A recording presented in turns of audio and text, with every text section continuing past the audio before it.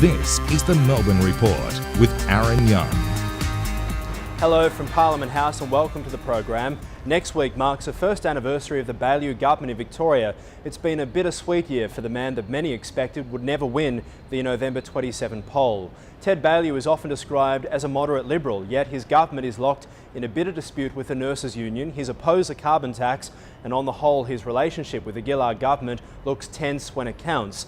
On this special edition of the Melbourne Report, we meet Ted Baillieu 1 year in. We first met Ted Baillieu when he ran for election in 2006 against Steve Bracks. Always a quiet optimist, the man they call Big Ted outlined his vision for the future. I'm enjoying myself. It's a privilege to be in this position, and it's a lot of fun to get around Victoria and talk to a lot of people. As Labor's star began to decline after a decade in power, critics say Ted Baillieu walked too slowly. He failed to capitalise on Labor's ageing legacy. But then, just one day before the election, the polls turned around. The coalition in front and Victorians were almost evenly split. I want to thank the people of Victoria, those across Victoria who voted for change. I am more determined than ever that we deliver strong and stable government to the people of Victoria. Until Bentley fell to the Liberals. I've just spoken to Mr Baillieu, to Ted Baillieu, and I've congratulated him. We are ready to govern. For a man who promised to fix the problems, it wasn't long until problems arose out of his control. The state was flooded. And we need to be prepared as best we can to provide additional manpower support. There had been simmering tensions between the government and the Police Commissioner Simon Overland. The Liberals believed he was Labor's man. Behind the scenes, the knives were sharpened as inquiry after inquiry was established. In the end, Overland went, so did Sir Ken Jones, and former Liberal Party member Ken Lay became the state's top cop. The government faced criticism over the PSO policy. Their plan to spend millions putting armed protective services officers on every train platform. Meanwhile, the Premier took his battle to Canberra. I seek to get the right outcomes, obviously for Victorians, but for all Australians. A new health deal, but Victoria faced a GST revolt from the Commonwealth, and billions of dollars in infrastructure projects were still hanging in the balance, as Ted Baillieu sided with Tony Abbott on the carbon tax. Money doesn't grow on trees, and Julia Gillard has to recognise that. And the carbon tax package will not be good for Victorian hospitals. All that within the first year of the Baillieu government. Premier Baillieu, thanks so much for your time. It's a pleasure. You're riding high in the polls. The polls say that you're dominating Victorian Labor. How do you feel about your first year in the job?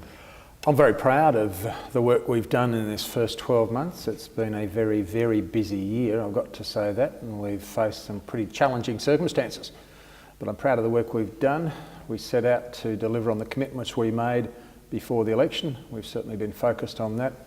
We set out to address the problems that were left to us, and we set out to commence building for the future, and that's what we've done. Fix the problems was a common theme during the campaign. Do you think, though, that with the issues in the past year with the nurses, also with Victoria Police, that maybe you've created a few more? Well, let me just take the nurses as such. That's an enterprise bargaining agreement, and there's nothing new in what we've seen with the noise that's occurred around that EEBA. It's almost precisely the same as what happened in 2007 and 2004 before that, and indeed back to the 80s. And to that extent, this is what happens through EBAs. In terms of Victoria Police, we have settled an EBA. We've got more police out there on the streets, more police being trained. We've given police more powers. We've got a new Chief Commissioner. And I think there's very high regard for the new Chief Commissioner, and I think things are going very well. I'm going to touch on them again a bit later. I want to start with infrastructure, though, because that seems to be a huge issue for a lot of the states. When will you know, when your plan for infrastructure funding, whether or not that's actually been approved, and what happens if Infrastructure Australia doesn't side with you, with Victoria? Is there in fact a plan B? Let me say right up front, we've worked hard with Infrastructure Australia all year to deliver the proposals that we put to Infrastructure Australia.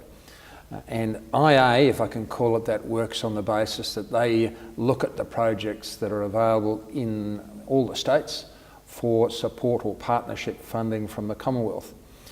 That's what they have been doing, and their aim is to get projects up to a ready to proceed stage. And states have been working on that on a different basis.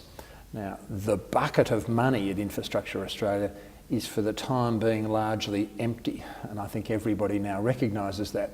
And the Commonwealth itself, which tips the money into that bucket, they're in the red and they've got a significant debt problem. So what we've been doing with Infrastructure Australia is taking particular projects and seeking some planning funding from IA so that we can develop those projects so that when the funding becomes available, they will be ready to proceed.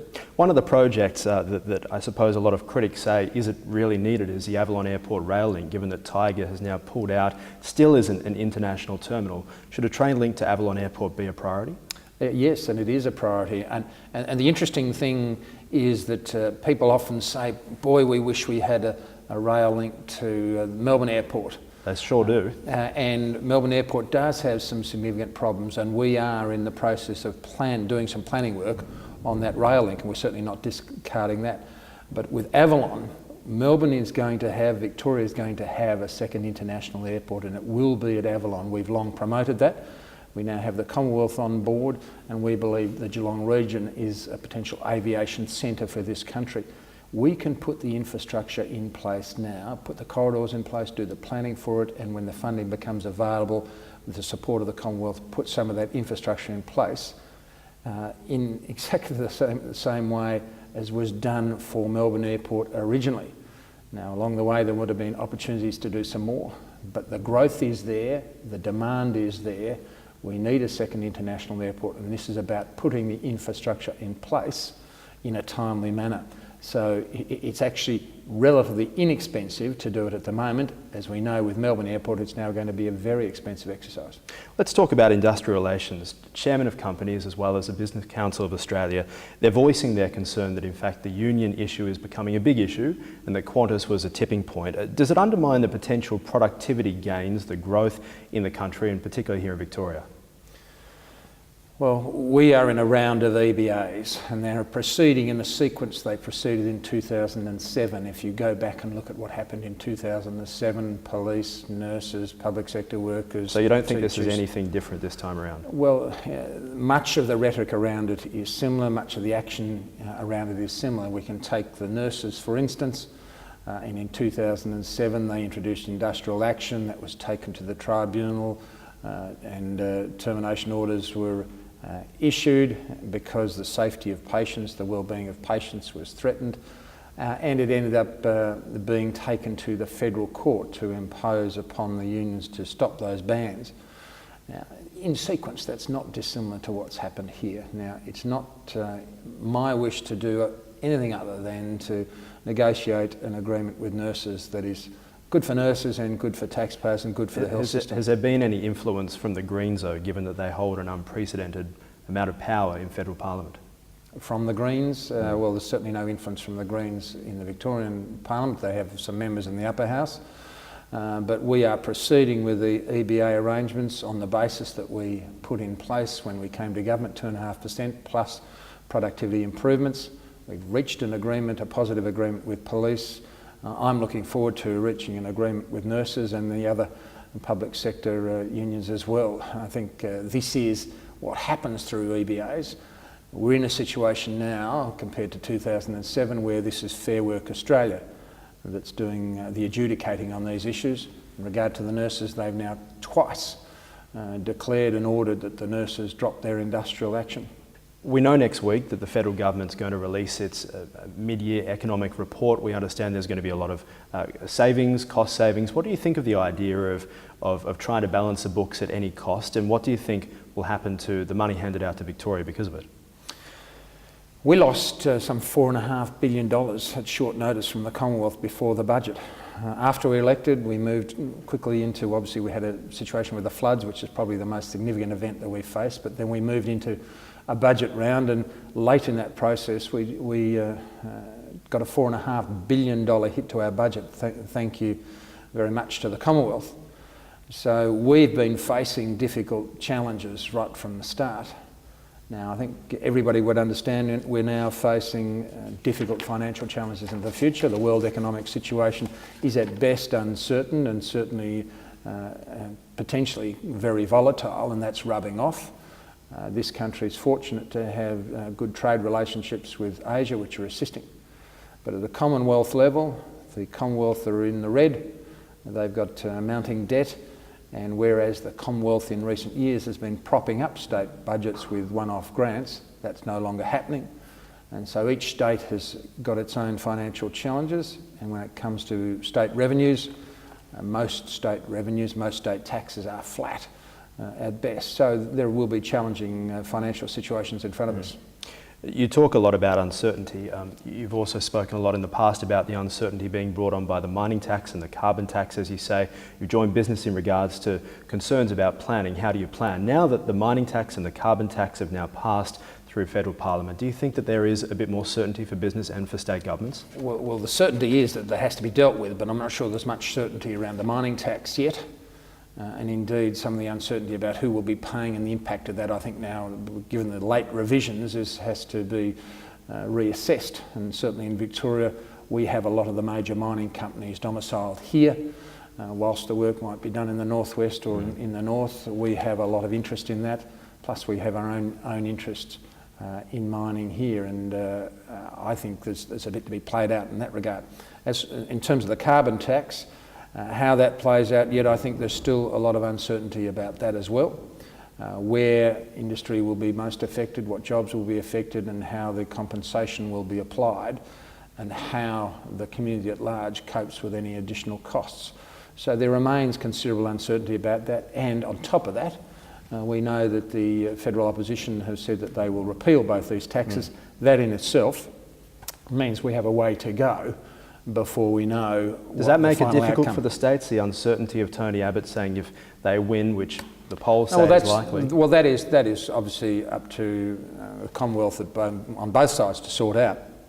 But from our point of view, our revenues are based on state taxes, on some grants, and on GST receipts. Our biggest concern from the Commonwealth is the whack we took before the budget on GST. We had $4 billion removed from our projected GST receipts. That's unprecedented, unheralded, and that creates a significant problem. And since then, we've raised this issue at a Commonwealth level. The Commonwealth have now accepted there's a problem. They've set up a committee to review that. It's going to take time. There are different views around the states. Nevertheless, the problem's been accepted, but we've lost the money. That's the problem for us. Is your relationship difficult with the Prime Minister? We have a look at some of the things you've been trying to push through, obviously the GST, the carbon tax, and the industrial relations inquiry, the building industry inquiry. Is Victoria getting a fair deal, do you think, with the Commonwealth? Well, I don't believe we did on the GST. We've made that point clear. I think we've got a pretty hard time on the carbon tax as well. But at the same time, I have a good personal relationship with the Prime Minister, I believe, and we've been working constructively on a range of issues. When we came to office, one of the most significant things we've done in the last 12 months is to open the door again on Kevin Rudd's health reform. That was signed up by 8 Labor leaders 18 months ago. Colin Barnett was the one standout. We came to office and said we'd look at it again. And we opened the door, and at the February COAG meeting, all the states rushed in to join us because that was a bad deal. It shouldn't have been signed in the first place. Interestingly, of those 8 Labor leaders who signed that 18 months ago, 7 have gone since. Now, that was a bad deal. We've got a much better deal in place. It's not perfect, but it's a better deal. And we worked with the Commonwealth to achieve that. Still to come on the Melbourne Report's interview with Ted Baillieu, the government's battle against the state's nurses. The Premier explains his perspective on the Simon Overland affair, and why doesn't Ted Baillieu use Twitter anymore?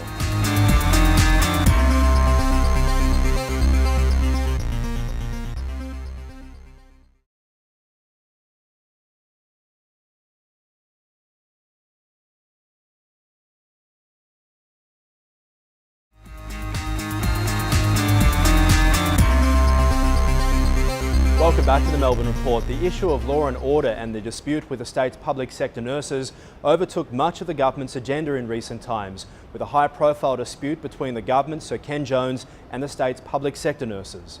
Why didn't the government negotiate with nurses when it comes to nurse-patient ratios?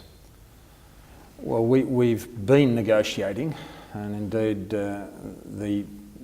employee log, the nurses log, the A&E union log, and the management log or the government log have been on the table for some time. Those negotiations have taken place.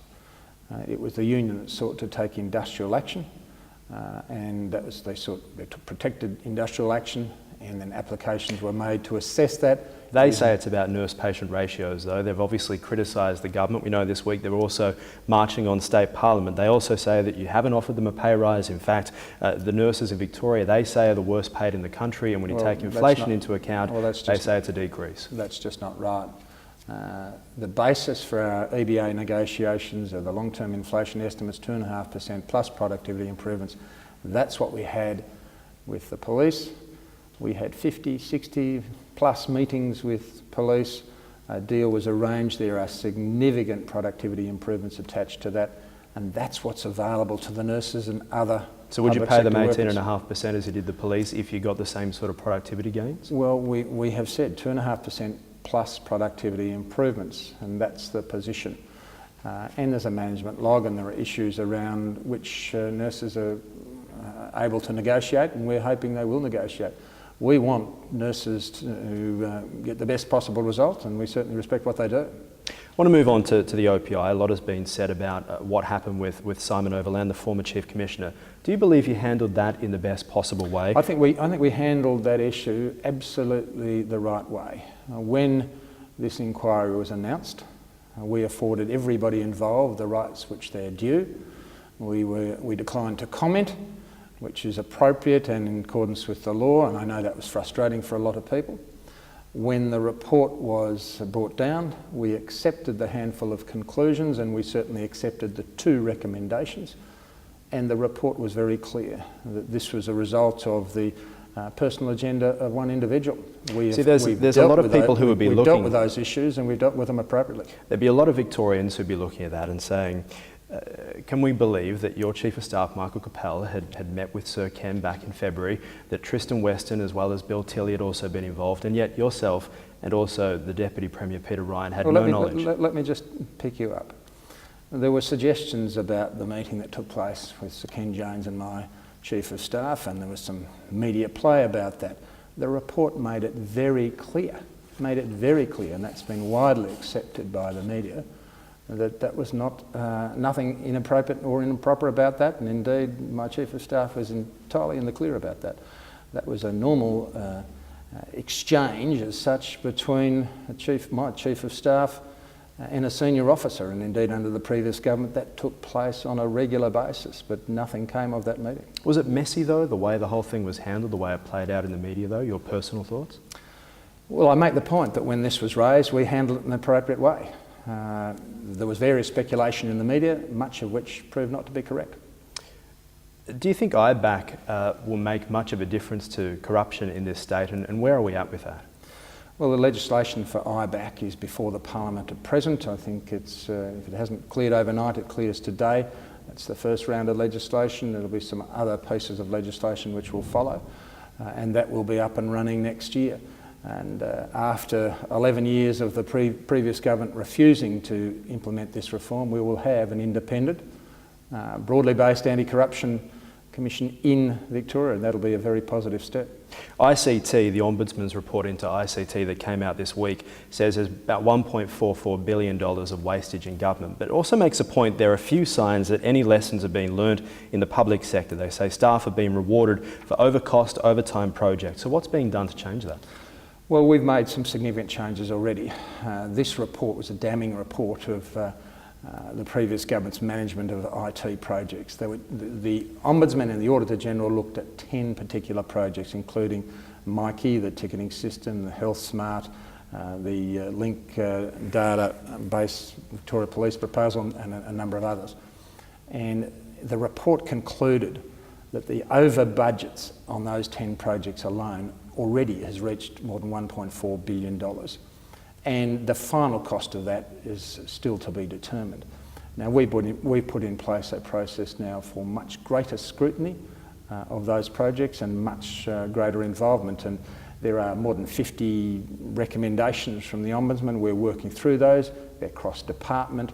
It's an extensive report, but this has been a financial disaster for taxpayers, and it goes right to the heart of the previous government's mismanagement. Big projects, no scrutiny, no leadership, no accountability, and they have failed. And we've been left with the chore of fixing it and sorting it out, and it's come at a huge cost. And that cost means that that money's not available for other things which we would more than like to apply to other projects. But we have to fix these projects, and that's a real challenge in itself. I want to talk about the media strategy of this government compared to the governments we've seen in Victoria in the past.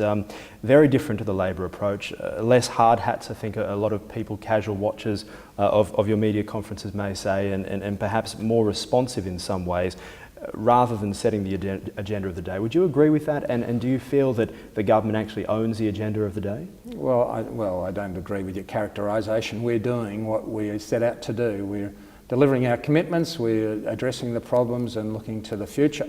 That's what you'd expect us to do. We said we weren't going to be consumed by spin and all the sort of noise that the previous government was involved with, and I can give you an example, a $38 billion transport plan, which they spruiked at length, but only $10 billion of that was funded, and more than half of that from the Commonwealth. So it was all spin and no substance. What we're doing is we are being responsible, we're being stable, we're being disciplined, and we're delivering the commitments that we undertook at the election and addressing the issues that are obviously there. And we just talked about IT projects. There's nothing sexy about having to fix up that mess. That is a very difficult task to fix, and it requires detailed consideration at some length, and it's going to come at some cost. The Mikey project is one of those. We've faced the same prospect with the Melbourne fruit and vegetable market relocation, massive budget overrun. We have to fix that problem. We've got a desal plant at Wonthaggi, which is going to cost Victorians and Melbourne water users in particular nearly $2 million every single day for the next 30 years before any water is supplied. And that's because the project was ill-conceived, and that's a direct function of the previous government. We have to sort that mess out. That's a very difficult thing to do. What about taking a message directly to Victorians, just in regards to the media? A lot of our viewers are very heavily into Twitter. I notice that you have around 5,800 followers on Twitter, but you haven't tweeted since the middle of February. What's going on? Well, there you go. See, I've picked up more followers when I haven't been tweeting. Perhaps that's a measure of what tweeting is all about. I did tweet for some time, and I to some degree, I'm unconvinced that it's a huge assistance. Now, I perhaps will get around to You've got to break tweeting. a few hearts on the internet here, you know.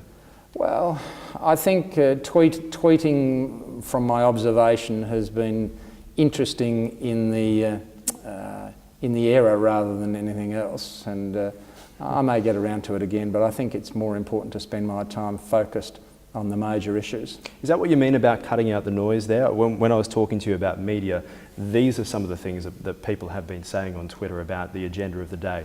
Has that been an actual idea when you came in, that in fact you wanted a government that perhaps didn't get as involved in social media, in doing whatever it could to get the message out? I undertook a tweeting program for, I don't know, 18 months, 12 months, 18 months. If you're being genuine about that, then it takes a bit of time, and time is pressure, and I'm focused on other issues. Okay, well, let's focus on what happens from here. Do you think you've set yourself up now for the next 3 years for your agenda? I made the point before, we've got some significant challenges in front of us, and we don't underestimate those, but we want to ensure that we have the capacity to build for the future, and that means we have to maintain a responsible budget position and deliver on the opportunities to fund the projects that we need to undertake. And we're in a situation where our predecessors, for all of their spin and for all of that noise, didn't invest when they had the opportunity to invest in infrastructure. And the economic growth that occurred under our predecessors was largely driven by population growth. And in some periods, the population growth actually exceeded the economic growth, and that's effectively going backwards. So we're in a phase now where we're having to invest just to catch up on infrastructure. I'd love to be able to say we can invest right now to get ahead, and that's certainly the ambition. we have some investment to undertake to catch up and then to keep up and then to build the future. Premier Baillieu, thank you. Thanks, Aaron. And that is the Melbourne Report for this week. We will see you next week with another edition of the Melbourne Report. You can send us your thoughts to melbourne@skynews.com.au or tweet us at Melbourne Report. I'm Ahron Young at Parliament House. Have a great weekend.